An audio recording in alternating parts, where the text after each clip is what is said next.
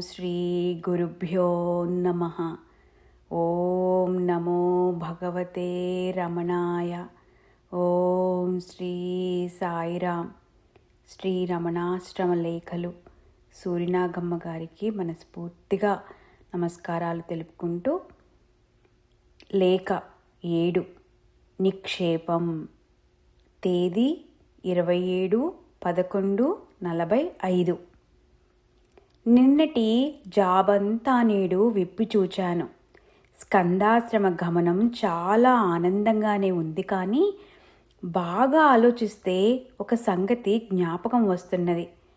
ఏమిటంటే, కడుపాకలిం తీర్చి కడద్రోయునమ్మా, కడతేరు మార్గంబు గణనీయడమ్మా, అంటియోనంటక అలరు నోయమ్మా, అట్టి మార్గము చూపి అరయరాడమ్మా అని విన్నకోట వెంకటరత్నం ఒక పాటలో రాశాడు.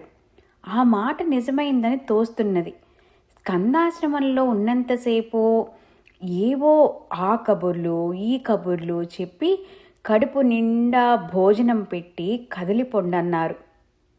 చూచావా, దీనికే మైమర్చి ఉబ్బుతెబ్బిప్పు అయిపోతున్నాం.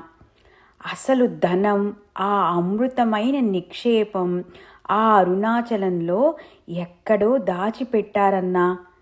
ఆ నిధిని వెతికి కనుక్కోకుండా పులిహోర పెరుగన్నం పెట్టి మత్తు చల్లినట్లు మరిపించారు సుమా. ఒక్కళ్ళైనా నోరెత్తి ఆ మాట అడగాలా? అయితే లోపం మాదేలే. ఇది కాదయ్యా మా కీయవలసింది.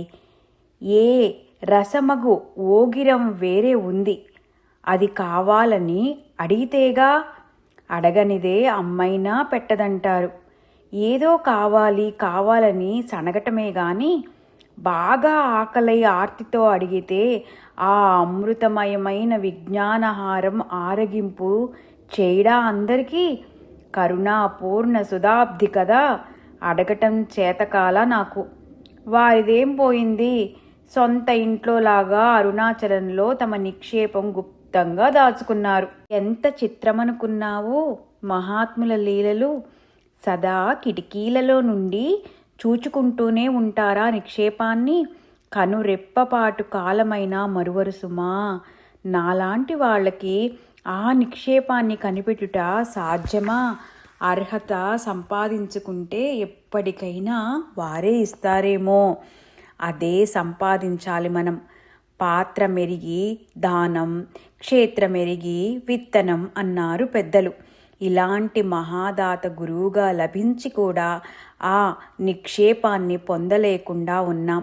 ఎందువల్ల? అర్హత సంపాదించనందువల్ల. ఏమంటావు, నిజమేనా? సూరినాగమ్మ గారికి మరొక్కసారి నమస్కారాలు తెలుపుకుంటూ, ఓం నమో భగవతే రమణాయ. ఓం శ్రీ సాయిరాం. ఓం శాంతి శాంతి శాంతి.